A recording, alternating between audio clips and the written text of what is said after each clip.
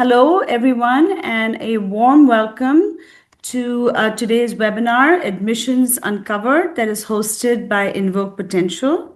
I am Aparna Kamat. I'm a gynecologic oncologist here in Houston, Texas, and I'm joined, as you can see, by this rock star panel of medical students. Um, I have worked in academia for a long time. I've worked with medical students, residents, and fellows. But when my daughter was applying to medical school, my husband, who's also a physician, and what we found was that the process of applying to medical school was very complicated and not quite as transparent as we thought. There were many areas that were actually new even to both of us who are in the healthcare profession. And so today, the goal of today's webinar really is to demystify this whole process of applying to medical school. And I think that hearing firsthand from all these students who have been very successful in navigating this process, which is highly competitive, and have gotten into the school of their choice, I think will make a huge impact to all of you who are aspiring to get into medical school. It may make it easier. It may make your process a little bit more, streamlined as you plan your journey.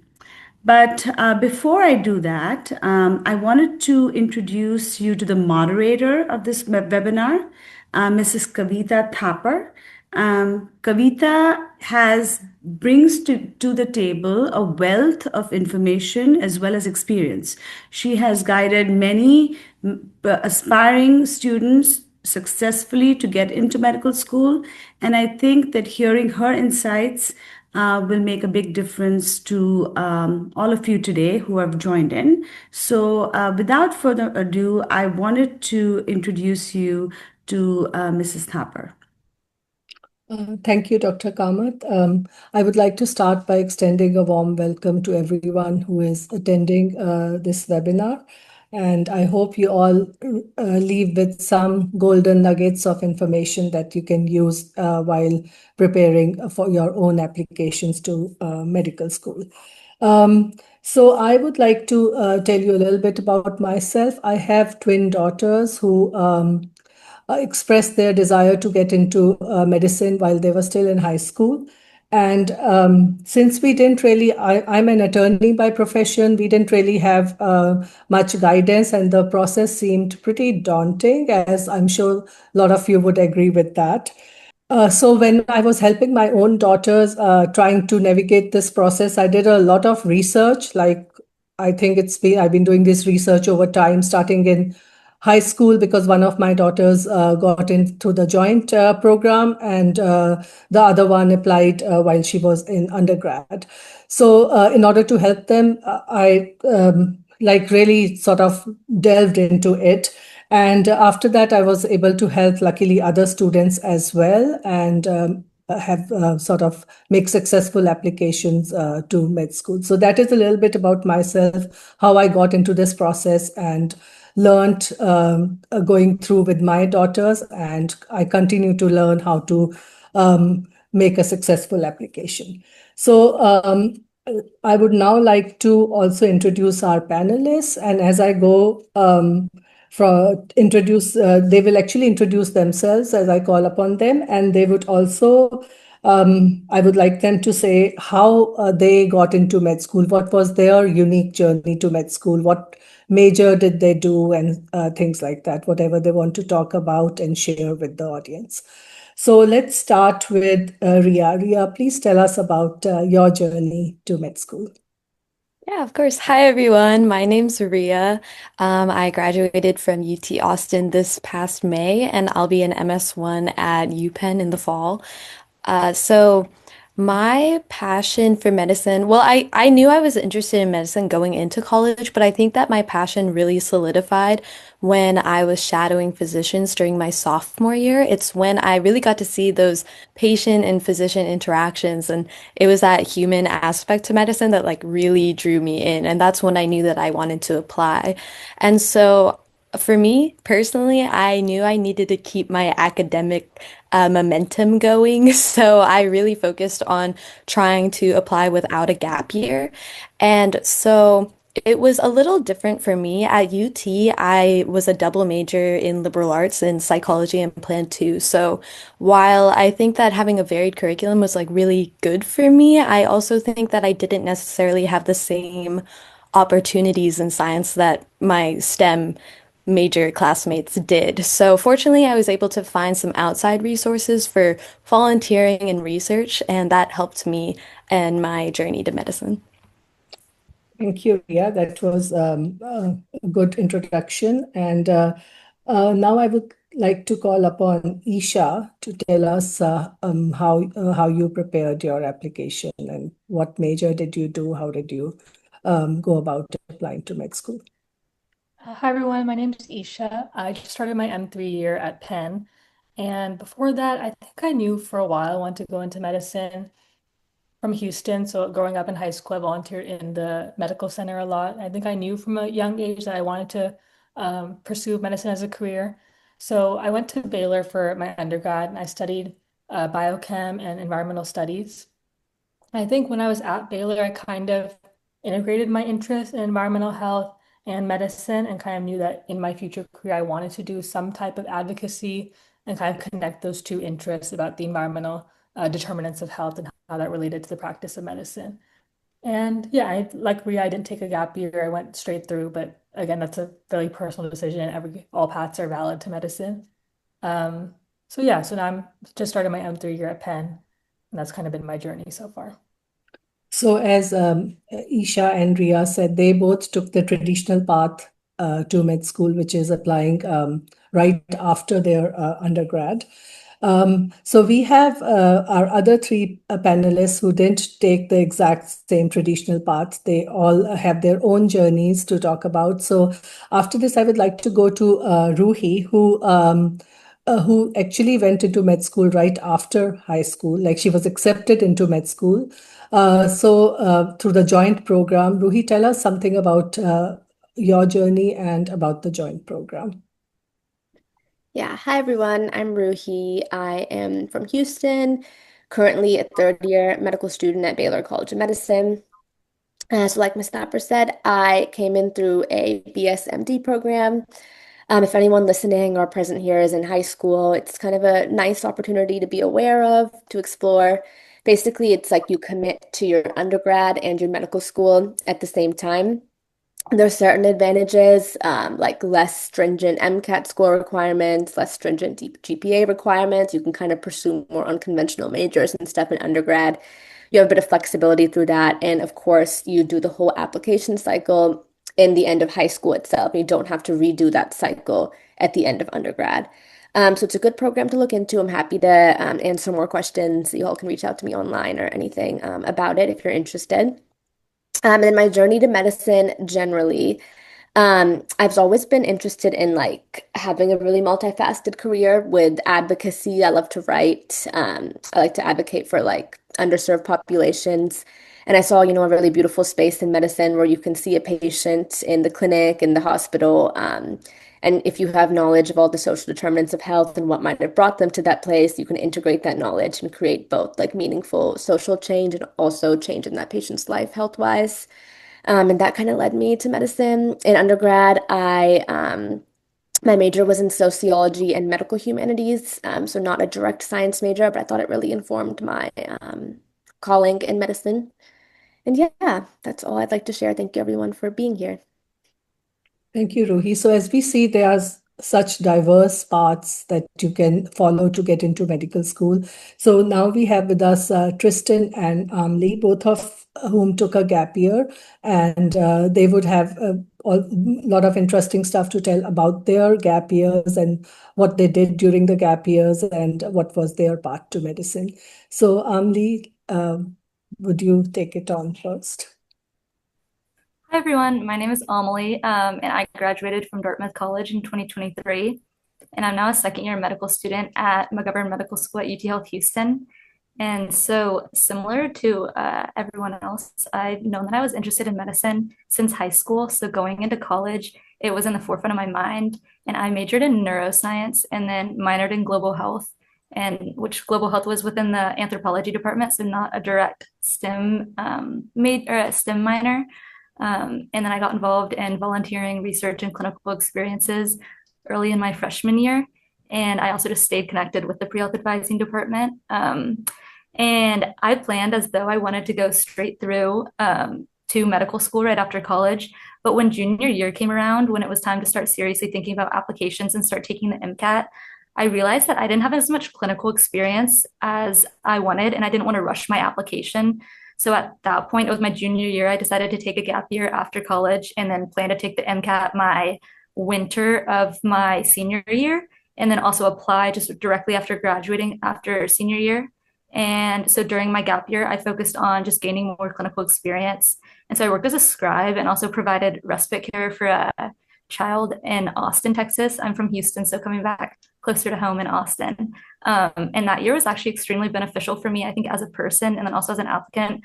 I really appreciated that year, and it gave me meaningful experience and exposure to patient care, and it helped me feel ready to apply right after my senior year. So I applied, and now I'm a second year student. Thank you. Thank you, Amelie.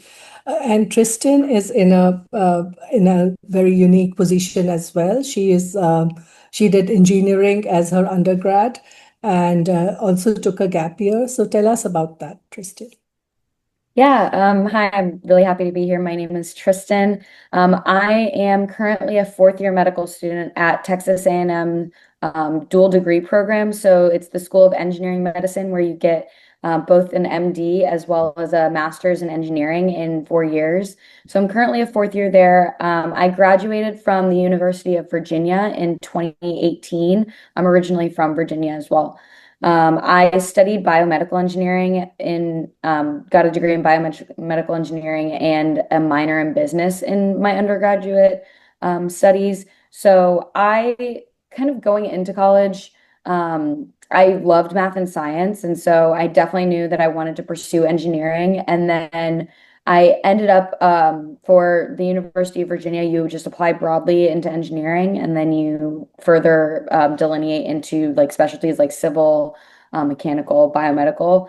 I loved biomedical engineering. I always thought the human body was very like an interesting machine, and I loved to study like the science behind a lot of the processes. So I found myself in biomedical engineering, and through biomedical engineering, there's three main tracks that a lot of students take. It's either you go into medical device design, consulting, research, or go into medical school as well.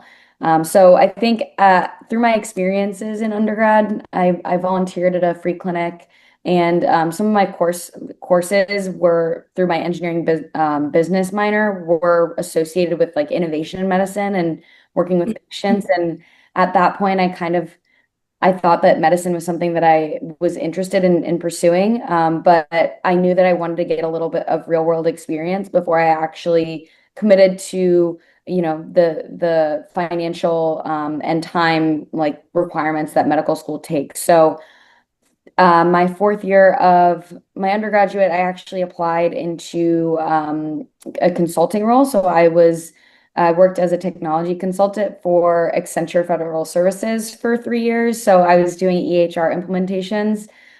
So it was very, very different experience. I working in the corporate world. I was able to save a little bit of money. I think I was able to grow as a person and kind of, I don't know, expand what my perspective on the world was and perspective on going into medicine was. And so as I was working, I think after the first 6 months, I was like, I definitely know that medicine is the path for me. I was not a huge fan of the corporate world. So I applied my first year out of undergrad. And then after getting in, I had spent 3 years total working in corporate. So yeah, I'm excited to be here. If you guys have any questions, please feel free to reach out to me as well. Thank you, Tristen. So as you can see from what the panelists have said, there's I mean, you don't have to be in a STEM major to apply into medical school. And they all took varied paths. So there can be varied majors that you take or varied paths. It does not matter how you get there, as long as you are doing your prerequisites and, following the requirements that are the med schools expect out of you in the application process. You can uh, you can see yourself as a future med student. So the next question that I want to address for the panelists to discuss is uh, frequently asked by many students, because it can be a bit confusing as well, because you are required to pursue certain activities during your undergrad years, which could be clinical activities, research, community volunteering, leadership, and shadowing. And I see this frequently asked that how many hours do I need in these activities, and do I have to do all of them? And what is the important part in this? What is more impactful? What do the med schools look at? Is it consistency or the number of hours? What is more important? So I would like the panelists to address these questions and to tell us a little bit about what you all did during your undergrad years that got you into med school, and which of your activities you found that the admission committee sort of found most impactful. So let's start with Isha. Yeah, so I think what activities you pursue is definitely a tough question and something that is a big part of your medical school application and a big part of your interviews. To me, and this is just my personal opinion, I think it kind of falls in three buckets, like leadership, research, and community service. I could be missing something, but that's kind of how I viewed it. And what I think was helpful for me personally is to kind of have a common string or passion in a lot of my activities. So I think that kind of makes you look like a very unified applicant, and like it looks like you really thought through your activities and have a common passion or niche within medicine. And for me, that was environmental health. Obviously, can be different for each person. I think you've heard so many different perspectives just in this call about like medical humanities and engineering and kind of having something within medicine that you're interested in. And even today in med school, like people ask me, like physicians I'm working with ask like, oh, what's your medicine plus? Like other than medicine, what are you interested in? So it definitely does play a part in the application process. So I try to do kind of activities along that niche, and those are also the activities I enjoy doing. So I think in terms of what I talked about most during my interviews, um, I started a club in college called Students for Environmental Equity, which kind of advocated for environmental health policies and explored that intersection. I did environmental health research, and I volunteer with a nonprofit called Physicians for Social Responsibility, which is a group of physicians advocating for health equity. So it kind of was along that vein, and that was a lot of what I talked about in my personal statement and my interview process. I think what with those activities was helpful for me is to know that you can kind of check multiple boxes with one activity. Like, for example, if you're in an organization that you're a leader in and that organization does community service, that you check multiple boxes and showed multiple qualities. Or in a research endeavor that you do, you take a leadership role and try to get like an authorship. That shows that initiative plus research skill. So I think you can kind of do multiple things. I think the main thing that they like in activities, in my opinion, is showing initiative in whatever you do, showing that you take charge and put in your 100%. Those are skills that are valuable as a med student as well. So yeah, those are my 2 cents on what to do. Is like you can have take initiative in whatever activities you do and do activities that you are passionate about, and that'll show through in your application process. Thank you, Isha. Rhea, I would like to ask you the same question about the activities that you pursued in undergrad.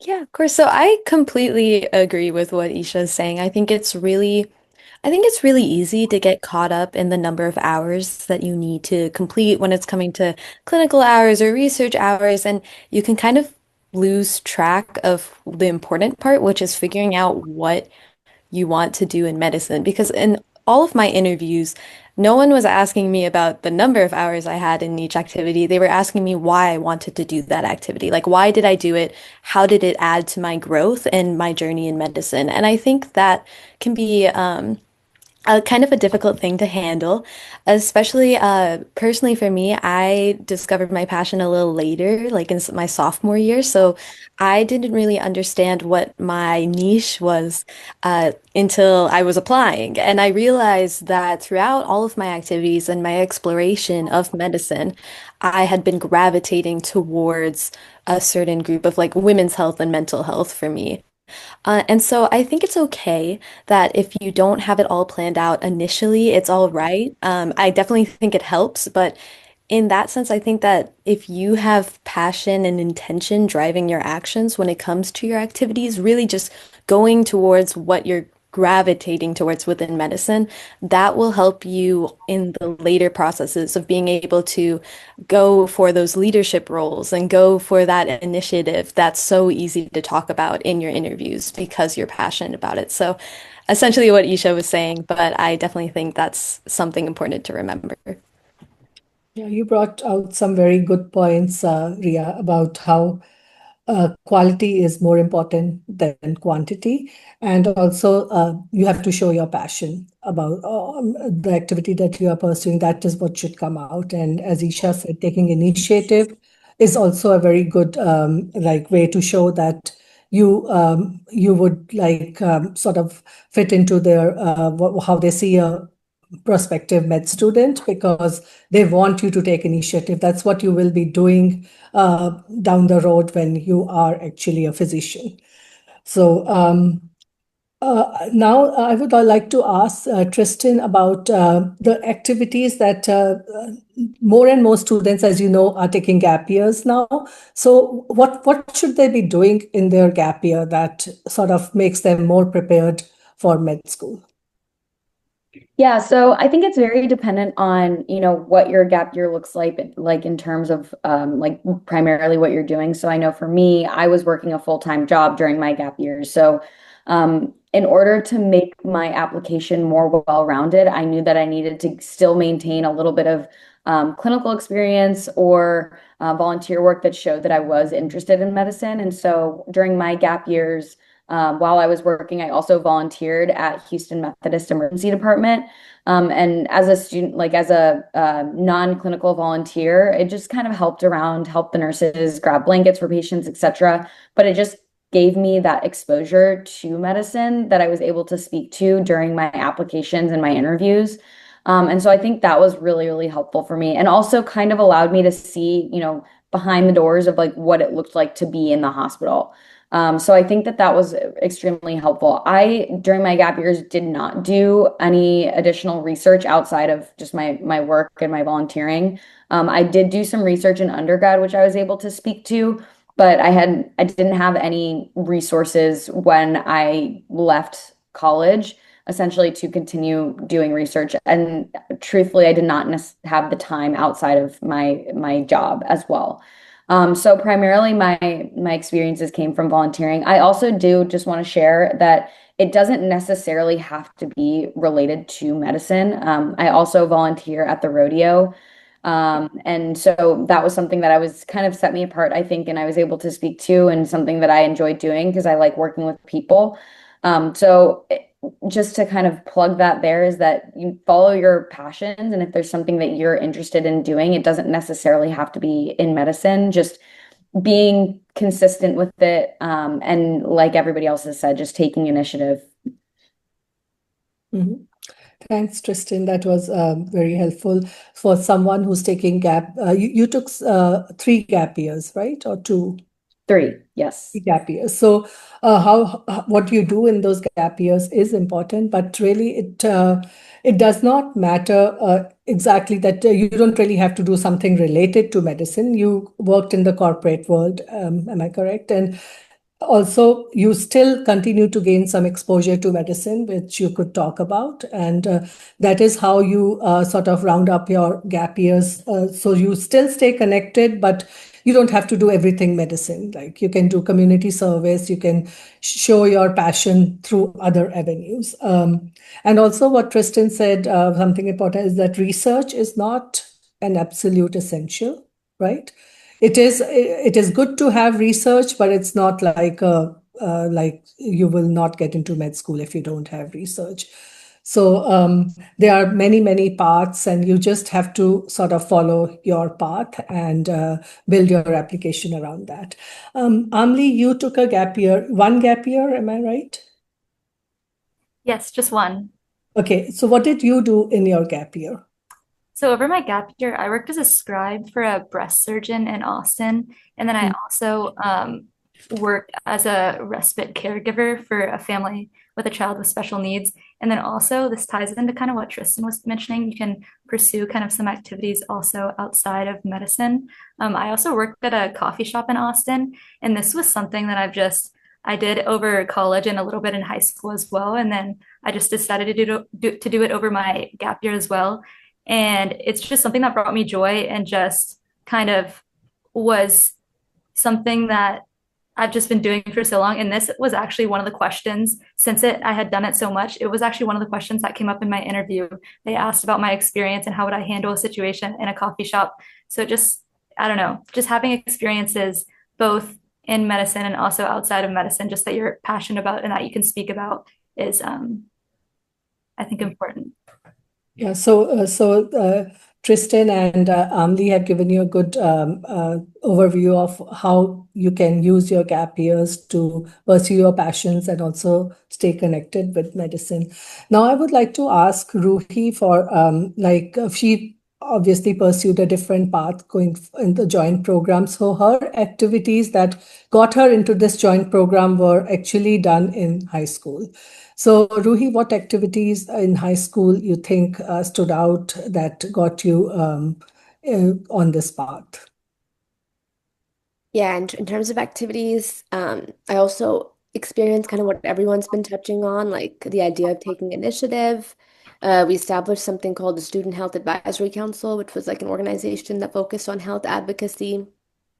So you can just find opportunities in your school where there's like a gap somewhere where you feel like there's kind of not that much exploration or no club that exists, no organization, no group, and see if you can try to fill that gap. Because a lot of medicine, if you kind of think about it, is filling gaps. Like with research, we're trying to fill knowledge gaps to advance the fields. And also connecting to that, I think it's helpful, which I did not think about in high school for sure. I have no idea, or in undergrad much either, but. And it's hard to know if you don't have like a older sibling or something in medicine, but thinking about what is actually happening in med school, like why am I doing these activities? So for research, I don't know if Rhea mentioned it, but she did some really cool wet lab research when she was in undergrad. But I had a mentor in medical school who told me like, hey, just do this research because it just builds your character. It teaches you how to, fail and how to retrack and build those skills. So in your activities, you are like preparing to become a better physician, like through these activities. So connecting to that, talking to people like us, connecting with people like us that can tell you about what actually happens in med school is helpful. Yeah, I think that's most of what I have to add. Thanks, Ruhi. So what Ruhi is basically, I would like to summarize this, is that she applied in high school when you are like very young, and to think about applying to med school at that point in time, you really have to think far in advance to what kind of a doctor would you like to be, and think beyond the application process to actually becoming a physician. So that part is important as well. If you find that connection, it's just easier to find your activities and also how to make a more impactful application. Now I would like to ask Tristen about some of the MCAT, some tips on studying for MCAT and maintaining your GPA, or what strategies did you use? Yeah, of course. So I think in terms of GPA and MCAT, those scores really do open the door for you to apply to certain places. So it is, and individuals that are applying to medical school, I think are typically a little bit, they understand the importance of the academics. So in terms of your GPA, I think it is important to study and to make sure that you're maintaining a decent GPA. I do want to say that GPA isn't everything. And so while it will open the door for you to apply, it's not necessarily what's going to get you into medical school and get you into the program that you want. I think that comes with all the extracurricular activities, etc. So kind of pivoting to the MCAT, my experience was very different from a lot of the others on this call. I studied for the MCAT again while I was working after I had gotten out of college. So I decided that the best way to do that would be to take one of the MCAT prep courses. And I believe I did the Kaplan prep, which was, I think it was 2 months long, and it was like 6 p.m. to 9 p.m. Monday through Thursday. Um, and that was just because I didn't know how I was going to be able to, work a full-time job and then also study for, like, prioritize studying for the MCAT when I get home at the end of the day. So that really helped me to be able to kind of focus and relearn the topics that I needed to learn. I will say it was expensive. And so I think kind of benefits of the fact that I was working full-time, like I was able to afford something like that. And so that was how I studied for my MCAT. And I think that the one kind of piece of advice, and this is how I learn, is that I did a lot of like practice tests and practice questions, and that really helped me to solidify some of the material. Thanks, Tristen. So it is doable. You can be working and still study for your MCAT. You just have to strategize how to do it, like what would help you. Like for example, you took that course and that was helpful to get back into the studying mode. Isha, would you like to share some of your strategies? Yeah, sure. So I agree with everything Tristan said with you can either do a prep course if you need that, or you can self-study. I personally self-studied. Um, it's kind of totally up to you, whatever you think is most helpful for your study routine.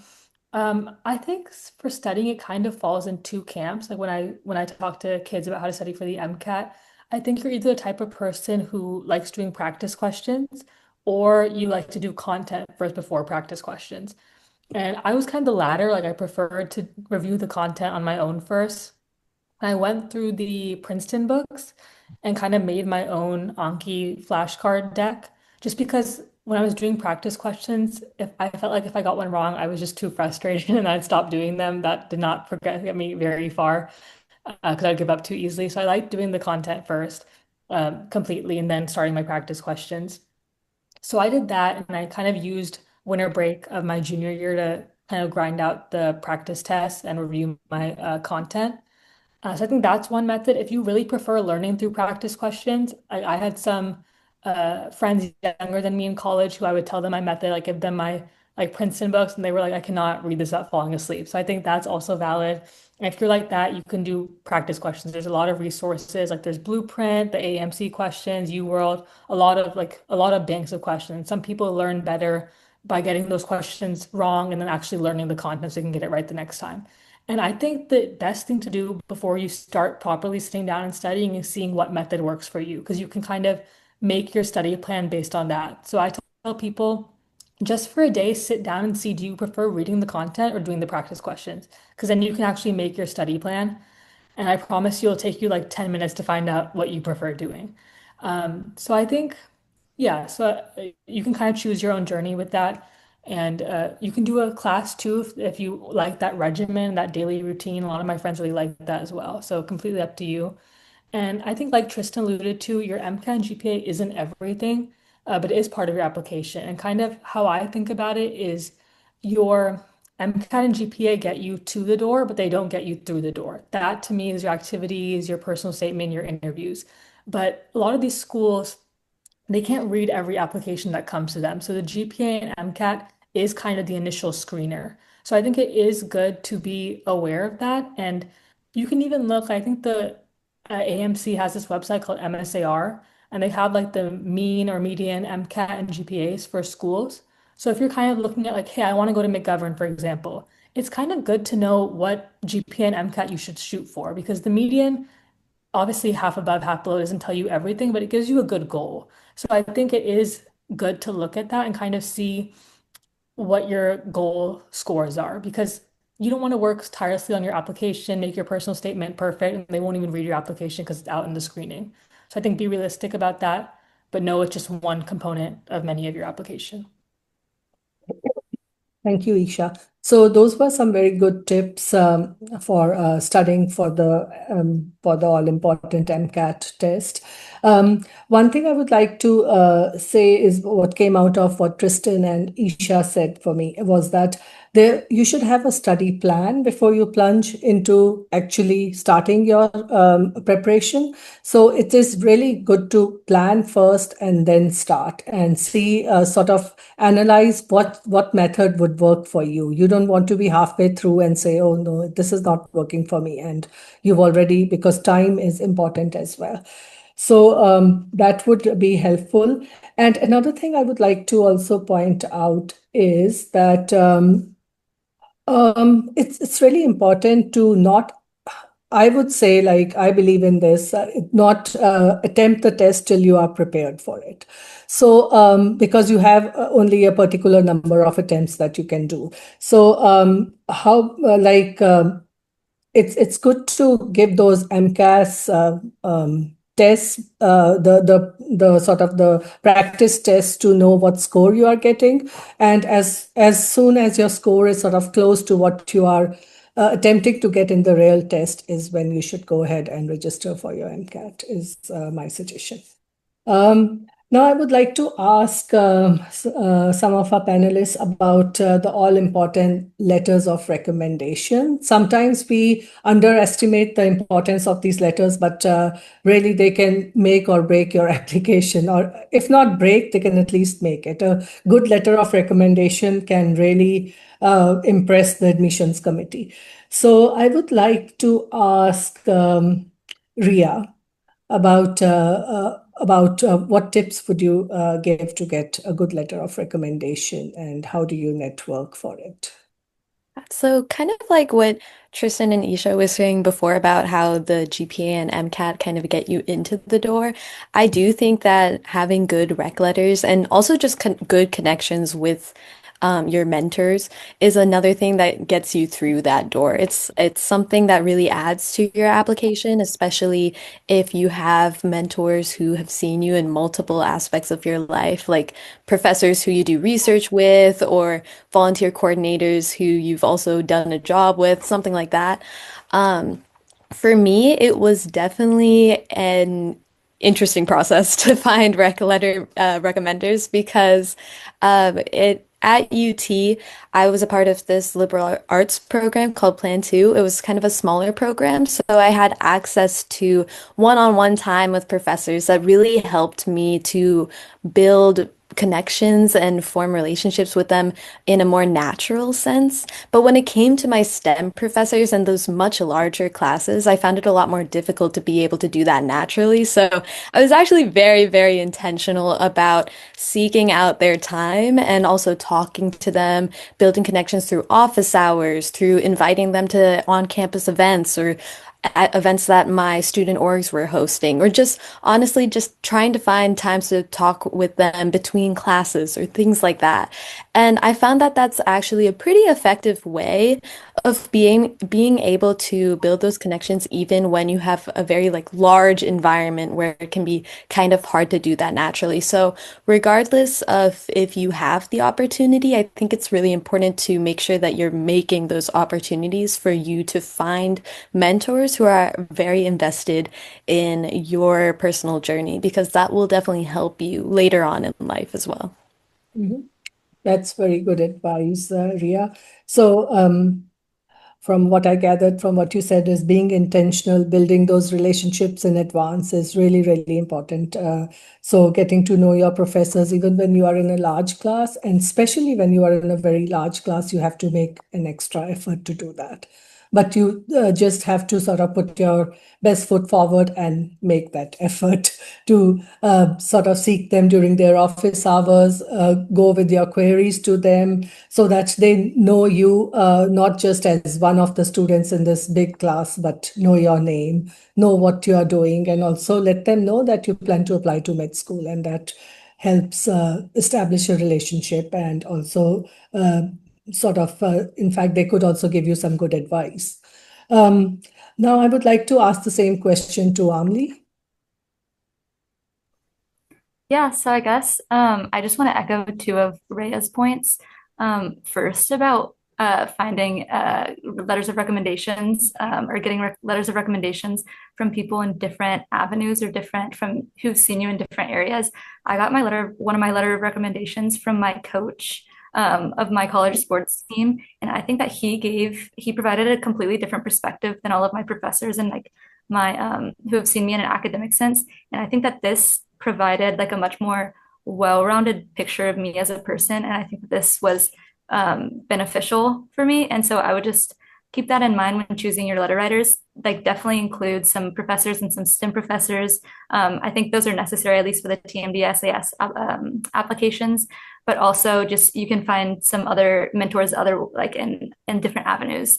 And then one other thing I want to touch on is that it's like what Rhea was saying, you can get creative and be intentional with getting to know your professors. There was one program that I had at my school that I didn't know about until a little bit later on, but my school had a program where students could take a professor out for lunch, and the school would cover the lunch or the meal wherever you went. And I think that things like this actually went a long way for getting professors to help get to know us like outside of the classroom and get to know our interests and like who we were as people. So then they could in turn write maybe stronger or like write more personal letters that would be helpful for our applications. So yeah, those two big things I'd say.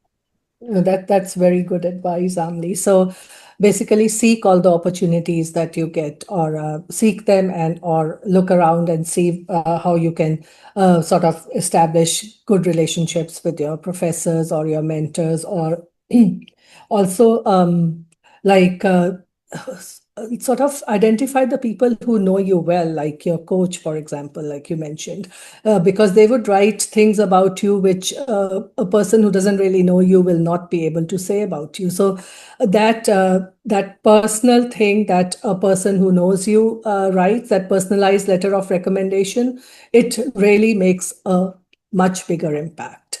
The other thing that I would like to mention is that you must look at there are certain kinds of letters that are required by the MCAS, like from a STEM professor or whatever it says. So do follow those guidelines as well, so that you don't ignore the essential letters that they do require you to get. So that was very, very, very good advice from all of you.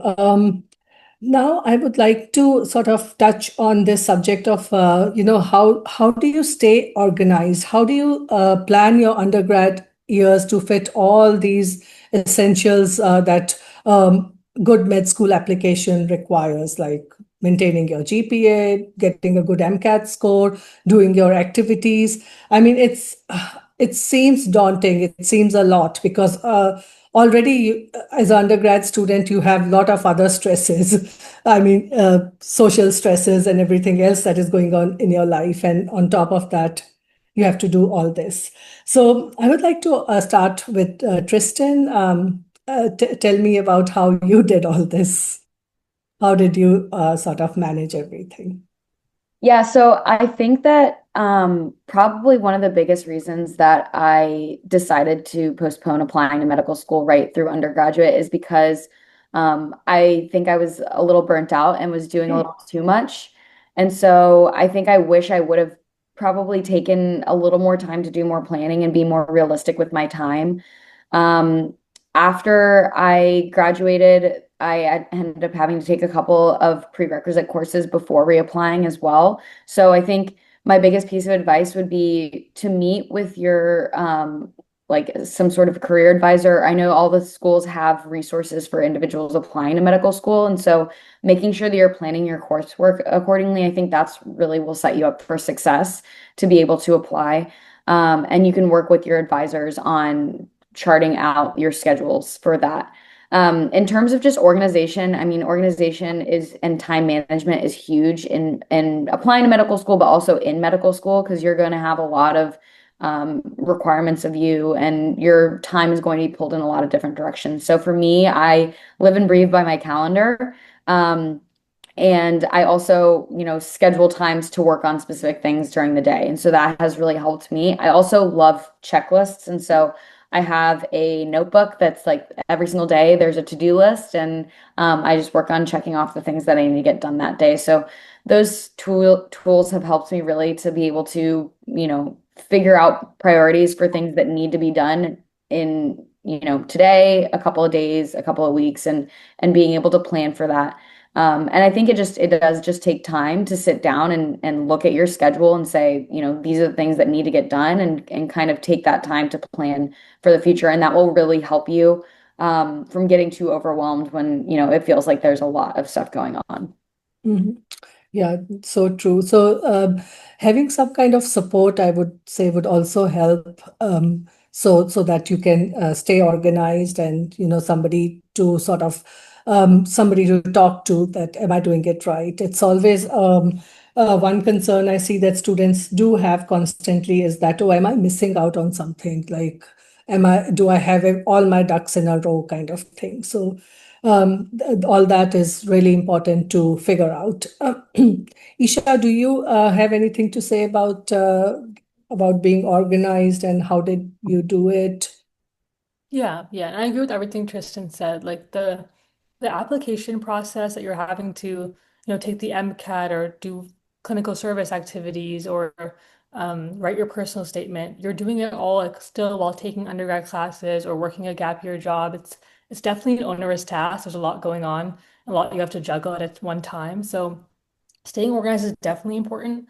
Something that I found helpful is, to me, a lot of the application planning starts before you put pen to paper and are actually applying. I think if you've put some thought into what your activities you're going to write about and how your personal statement, for example, will look, and you've kind of thought about things before, what you want to accomplish before you apply in terms of your activities, in terms of when you take the MCAT, things like this, I think it makes the actual application and interview process much easier because you kind of already have a framework for what you're going to write about. Like, are you going to write about your passions in the humanities or engineering or whatever it may be? If you kind of have that idea of what you're going to talk about and write about and frame your application around, I think it makes the actual process much easier. So I think I was kind of the traditional route applying in my senior year. So I think my sophomore, my junior year, I kind of just sat down and thought, what all do I want to accomplish before I apply? And I kind of brainstormed, like thinking in which areas am I lacking? Like, how can I get more service hours or leadership? Like, where do I want to boost my resume? Kind of brainstorming ideas for that. I think that sometimes also, this is kind of an aside, but something I forgot to mention earlier is, especially if you're going straight through, I think people are really into like just doing clubs in undergrad, but I kind of think you can broaden your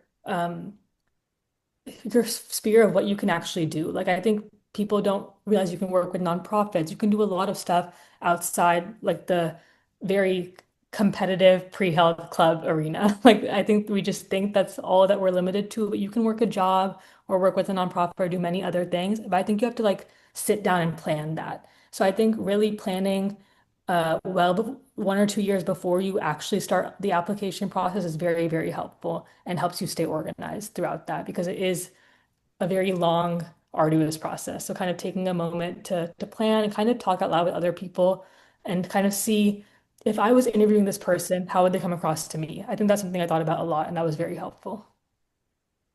Anyone else would like to add something on this? You all agree with what they said. Okay. So one thing I would like to mention for all the attendees, if you have any questions for the panelists, please put them in the chat, and we will try to answer all the questions that the time permits. Otherwise, if you're not able to get to your question, please feel free to send it through our email, and we would try to answer it that way. What do you think is the importance of mentorship in this process? Did any of you like benefit from that? Would anyone like to take that question? Mentorship or support during the process? Yes. Yeah, I can speak to that. So I think that having a support system in place during the application process and even right before it is so important.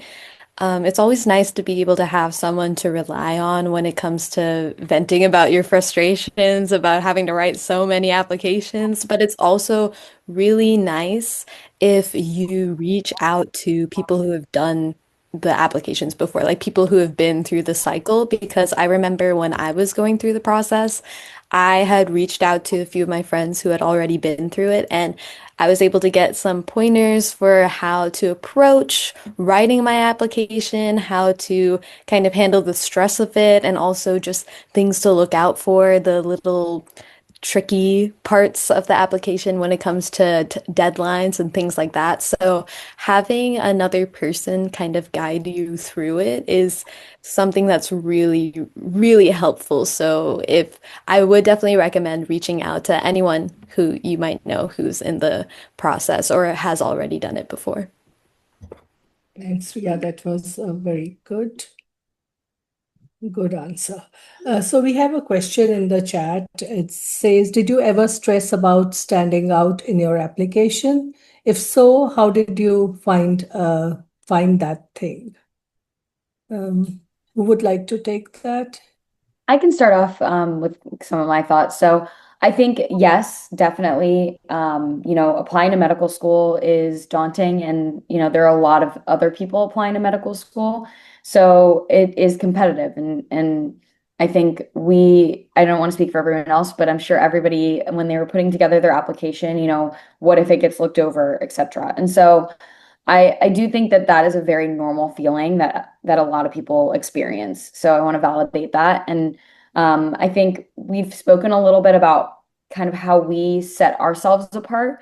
And I think primarily that's through your extracurricular activities, the things outside of your academics that you do to set yourself apart.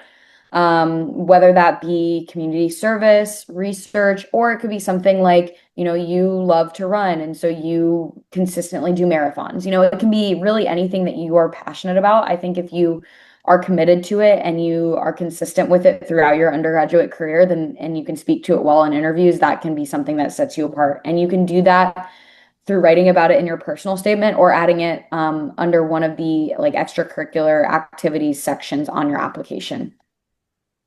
Thanks, Tristen. That was very good advice. So doing some activity consistently does sort of show your passion for that activity and sets you apart.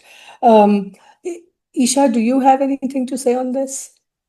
Yeah, I completely agree with what Tristen said. I think also going back to what I think Rhea said earlier about doing your passions in med school, kind of finding your niche and something within medical school that you want to be a change maker and an advocate in.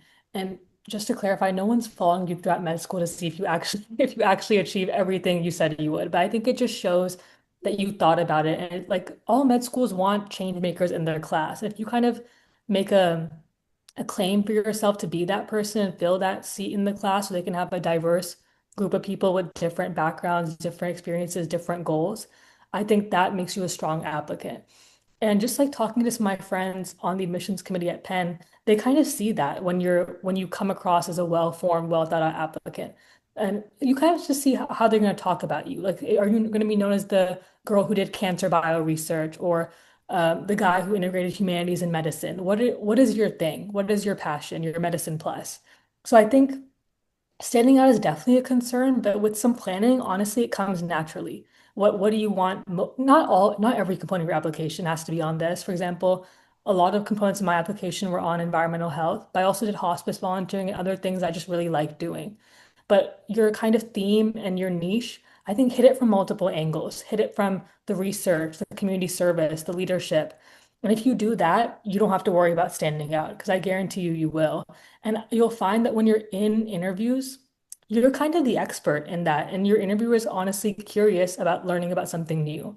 Like in mine, interviewers asked me about environmental health and medicine because they never heard of it. And I'm sure in Tristan's they asked about engineering or Rhea's about mental health because you're the expert in that area. I think that's something very cool in the application process. Thanks, Isha. That was a great answer. Another question that an attendee is asking is regarding the research component for med school applications. How were you able to tailor your unique voice through your projects? That's a really good question. Who would like to take that one? If you don't, I'll be I calling up. think Rhea has done a lot of Yes, Rhea, that. how about you? Yeah, I could talk about that. Yes. So actually, my journey through research has been a bit of like a I mean, so I actually started doing research by doing wet lab research. And while that's not necessarily something I might prioritize in my future career, I do think that it was a really interesting and enlightening experience for me because I was doing a combination of wet lab research and data research at the same time. And even though I was working on a project that was kind of assigned to me, I was able to really put my voice into the project by talking with my supervisor and bouncing ideas off of her to really get my ideas and my perspective through. And so I think something that's really important for thinking about when it comes to research is that it's okay if the project itself isn't something that's exactly your niche, but it's always important to find opportunities to let your voice shine through by just kind of speaking up. And that's something that can be really daunting, especially if you're new to the field and if you're kind of just like an intern, you don't always want to talk over people who've been working in the field for so long. But something that's really important to realize is that they're also interested in what you have to say. That's why you're there. And so through that project, I was able to actually work on a publication because I was able to bring my own expertise. I worked as a writing coach in my undergraduate college. So bringing that part of my passion, which is writing, into my research was something that let my own voice shine through. So it's also about using your own skill set in that sense. That's a very good advice, Ria. Thank you. So we have time for one more question. Uh, is it difficult to balance a non-STEM major with a pre-med requirement and building a good application for med school? For example, a psychology major doing pre-med. I know we have Rhea, who and Amelie. Did you do a liberal arts major or which? I did, I Okay. did neuroscience major, and so Okay. that's kind of STEM. And then, Okay. yeah. So I think Rhea did liberal arts. She could answer that, and either Isha or Ruhi, you could take this as well. Okay, Rhea, you could start. Yeah, so Balance the requirements. So I do think that it can be difficult. It's just that when you're a liberal arts major, not a lot of your requirements overlap with pre-med requirements. So it's not impossible in the slightest. You can definitely do it. It just takes a little bit more planning.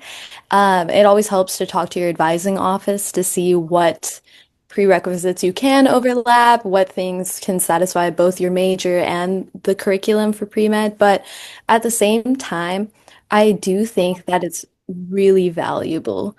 I don't think it necessarily matters what major you have when you're applying to medical school. I think that you should be majoring in something that you're interested in because I had so many interviewers talk to me about my program, about my psychology interests. People are talking to me about what research in the psychology field I thought might be applicable to medicine. So just know that even if you are a liberal arts major, there's a perspective there that you can really add towards the medical field. And that shouldn't dissuade you. But I won't lie, it can be difficult, but only if you don't plan. If you plan ahead and if you work with your advising office and maybe even people who are in your same major who are also pre-med students and get their advice also, it's very doable and it's also very fun.